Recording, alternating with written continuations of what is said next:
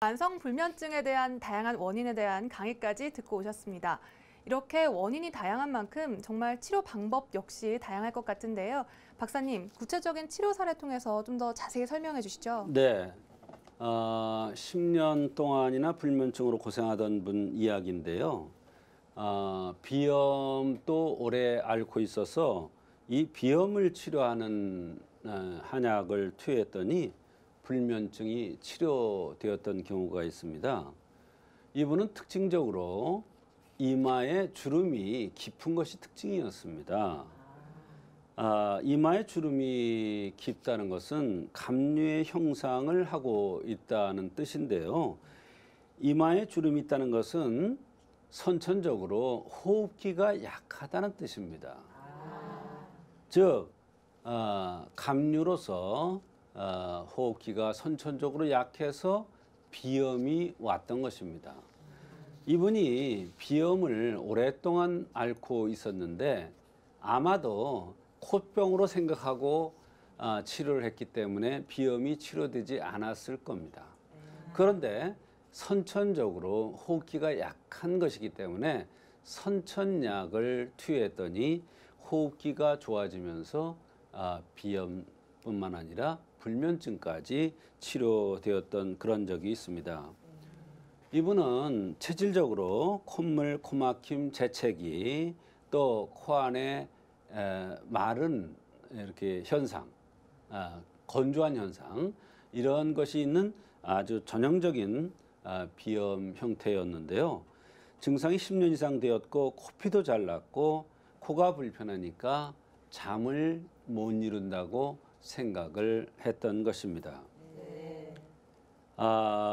결혼 후부터 불면증이 생겼는데 빨리 깰까 봐 잠을 일부러 늦게 자는 경우도 있었다고 했습니다.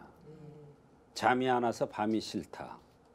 어떤 때는 밤을 훌렁훌렁 새야 된다. 그래서 우선 체질적인 약점을 보완해서 비염을 치료하고 결과적으로 불면증을 해결하기 위해서 사백산 가감방을 투여하였습니다. 그런데 결과가 아주 좋았던 것입니다. 네, 정말 깊은 뜻을 가지고 처방을 해주셨는데요. 이렇게 사백산 가감방을 투여한 그 결과는 어땠나요? 네, 이 사백산이라는 약이 바로 선천적으로 호흡기가 약할 때 쓰는 겁니다. 사실은 호흡기가 약하면 제일 먼저 생각하는 게 뭐예요? 기침이잖아요. 네. 기침, 가래. 근데 비염도 호흡기 질환의 하나로 본 것입니다. 요거는 폐로 보기도 하고 대장으로 볼 수도 있습니다. 또는 전기의 통로로 볼 수도 있어요. 이 경우에서는 이 코를 폐의 구멍으로 본 겁니다. 그래서 10년 넘게 콧속이 불편하고 비염으로 고생을 했는데 한약을 한제 복용하면서부터 비염이 좋아지기 시작했습니다. 물론 다 치료된 게 아니죠. 한제를 복용하고서 오래된 거기 때문에 음식을 먹으면 입안에 빨간 물집이 생겨서 터뜨려야 하는데 이런 현상도 좋아졌다는 것입니다. 불면증을 치료한다고 산조인 같은 한방 수면제를 투여했으면 이 사람이 전혀 불면증이 좋아지지 않았을 것입니다.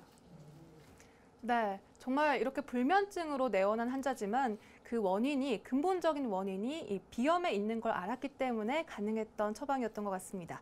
이제 다음 치료 사례로 넘어가 보도록 하죠. 어떤 사례 가지고 오셨나요? 네, 이번에 이제 60대 후반의 종교인인데요. 불면증을 아주 오래 앓았습니다. 10년, 20년 정도가 아니에요. 아주 오래 앓고 있다고, 너무나 고통스럽다고 한 적이 있는데요. 이분께는 신기환이라는 보약을 투여하고 나서 잠을 잘 잔다는 경우가 있었습니다. 네, 정말 이렇게 오랫동안 불면증에 시달리셨는데 그렇다면 잠을 개운하게 자는 느낌이 어떤 것인지조차 잊으셨을 것 같은데요. 그런데 이 신기환의 경우에는 수면제는 아닌데 어떻게 이렇게 좋은 효과가 있었나요? 그렇습니다. 신규환은 한방 수면제가 아닙니다. 보약입니다. 뿌리를 든든하게 하는 보약입니다. 말하자면 수면제도 아닌데 보약을 썼는데 그렇게 오래 고생하던 불면증이 치료됐다. 참 이거는 어떻게 보면 대단한 사건입니다. 한방 수면제를 투여해서도 이와 같이 수면이 좋아지지 않았을 것입니다. 이분은 진맥 시에 여러 가지 말씀을 하셨는데요. 4살까지 걷지를 못했답니다. 한약에서는 5살까지 걷지 못하면 그걸 한도로 봅니다. 5살 이전에 걸어야 됩니다. 다행히 그 전에 걸은 겁니다. 이거는 좌측 신장에 물혹이 있고 우측 콩팥에 결석이 있습니다. 목소리가 잘 쉬고 물을 마시면 바로 소변을 보고 싶어요. 이거 큰 병입니다. 물이 흡수가 안 된다는 뜻이죠. 이런 것은 모두 다 간장과 콩팥, 즉 뿌리가 약하다는 의미가 되겠습니다. 그래서 그 흠을 보완해주기 위해서 신기환을 투여했는데 전신 건강이 좋아지면서 이런 불편한 증상들이 좋아지면서 잠을 깊이 잘 수가 있었던 것입니다. 네, 그 밖에 다른 증상들도 있었나요? 아주 배가 물렁물렁하잖아요, 보통 보면. 근데 이분은 배가 딱딱했어요. 사실 딱딱한 것을 물렁물렁하게 하는 것이 바로 콩팥 기운을 돋궈주는 신기환 종류입니다. 신기를 돋군다. 이것은 부드럽게 해준다 이런 뜻입니다. 배가 아주 딱딱한 것이 오래되었고 손발이 차고 그득하고 더부룩하면서 소화가 안 되고 배고픈 것을 못 느끼고 매운 것을 먹으면 머리에서 땀이 비오듯 하고 잠을 못 잔 것이 상당히 오래되었고 자면서 매일 저녁 코피를 흘린 적도 있었고 버스를 타면 멀미를 많이 하고 찬물을 마시면 바로 배가 아프고 따뜻하게 해주면 조금 괜찮아지고 이런 증상도 있었고 예민해서 조그만 소리에도 잠을 잘 수가 없고 예민해지며 사타구니가 습하고 가렵고 오후가 되면 눈이 아주 피곤하다고 이렇게 여러 가지 불편함을 호소했습니다. 네, 정말 여러 불편함이 있었는데요. 그렇다면 이게 불면증과는 또 어떻게 연관이 되어 있는지가 궁금하거든요. 어떻게 치료해 주셨나요? 네, 여러 가지 증상들이 뿌리, 즉 간장과 콩팥이 허약해서 나타났다는 그러한 것을 알 수가 있었습니다.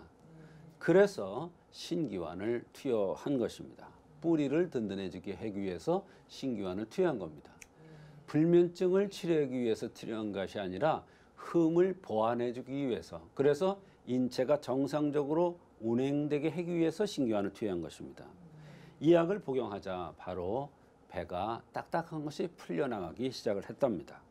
또 손발도 차츰 따뜻해졌고 소화도 좋아졌고 배고픈 것을 느끼면서 잠도 깊이 잘 잔다고 했습니다. 네, 이렇게 평생 불면증에 시달리신 분인데요. 정말 잠을 잘 자는 것도 신기하고 또 몸이 전체적으로 따뜻해진 것도 신기합니다. 그렇다면 이 신기환, 소화 기능에도 좋은 약인가요? 그렇지 않습니다. 이 신기환이라는 약은 검은색이 나는데요. 숙주향이 들었기 때문에 그렇습니다. 일반적으로 숙주향이라는 것은 소화장애를 잘 동반되는 그러한 약입니다. 말하자면 조금만 맞지 않는 사람한테 쓰면 바로 소화장애가 바로 나타날 수 있는 약이에요. 그러나 체질에 맞게 쓰면은 아주 소화가 잘 됩니다. 그 이유는 뭐냐면 바로 신기환이라는 약은 뿌리로 들어가는데 깊이 들어가는 약이에요. 물약은 비위에서 작용을 하고 가루약은 심폐에서 작용하고 환약은 뿌리에서 작용합니다. 신기환이라고 그랬어요. 이 신기환이라는 건 뿌리로 들어가서 위에서 잡아 끌어내려주는 역할을 합니다. 그래서 끌어내주는 역할을 하니까 어때요? 소화가 잘 될 수밖에 없죠. 더부룩한 게 내려가죠. 무엇이 맥힌 게 내려가는 느낌이 들고 소화가 잘 된다고 그랬습니다. 헛배 부르는 증상도 없어졌다고 했습니다. 그래서 이분한테는 소화제처럼 소화가 잘 되는 것 같은 이러한 느낌을 받았다는 것입니다. 간장과 신장이 재기능을 하도록 하는 것이 치료의 핵심이었던 것 같습니다. 이제 다음 치료 사례도 좀 소개해 주시죠. 네. 임신이 안 돼서 남편과 헤어졌는데 재혼에서도 또 아기가 없었어요. 그래서 입양을 했다고 했습니다. 그런 60대 여성인데 불행이 또 왔습니다. 입양한 아기도 일찍 사망을 한 겁니다. 그래서 너무너무나 인생이 고통스럽고 잠을 자지 못하기 시작했는데 그것이 계속된다고 내원을 했던 것입니다. 그런데 진맥하는 과정에서 입이 쓴 것을 보고 소시오탕을 투여한 결과 아주 좋은 효과가 있었습니다. 네, 정말 안타까운 사연들인데요. 그렇다면 또 어떤 증상들이 있었나요? 네, 이분도 불면증을 1, 2년 고생한 것이 아닙니다.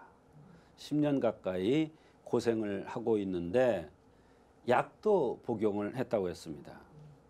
정신이 맑아지고 잠이 안 오면서 날을 샌다는 것입니다. 처음에는 수면제를 반알씩 시작했는데 차츰차츰 늘려서 저한테 올 때는 한 알 반을 들어도 잠이 잘 안 온다고 했습니다. 잠이 안 오면 머리가 터져 나갈 것 같고 2시간이나 3시간만 자도 행복하게 느껴진다고 했어요.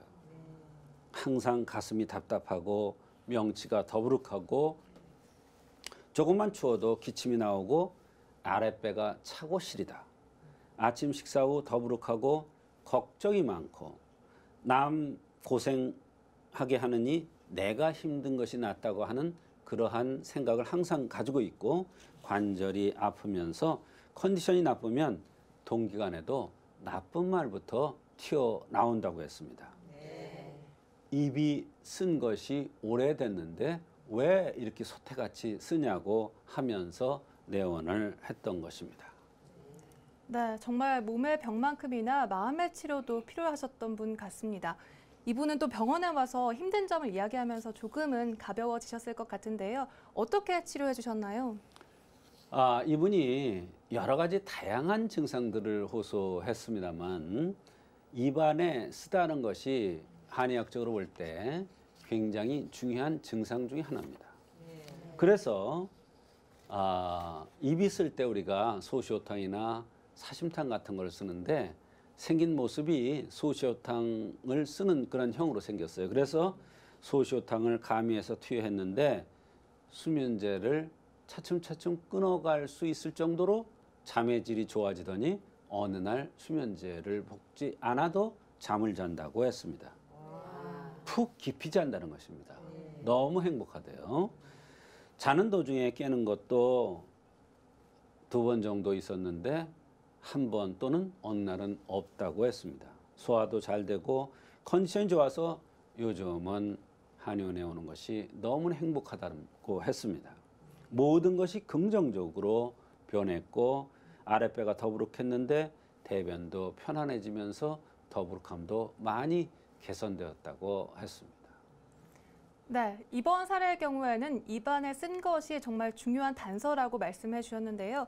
입안이 쓴 것, 왜 중요한가요? 네, 사람에 따라서는 입이 소금같이 짜다 이렇게 얘기하는 사람이 있어요. 되게 뼈가 굵은 사람입니다. 입이 소태같이 쓰다는 사람이 있어요. 얼굴이 붉거나 푸른 사람입니다. 또 입이 텁텁하다는 사람이 있어요. 떫다는 사람도 있어요. 이렇게 여러 가지 이 입맛의 증상들이 나타납니다. 몸이 안 좋으면.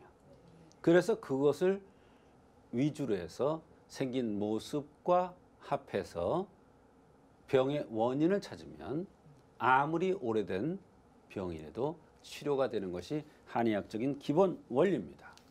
말하자면 전신의 건강 상태가 입의 맛으로 나타나는 것입니다. 이러한 중요한 이론이 있기 때문에 이 사람의 불면증도 치료할 수가 있었던 것입니다.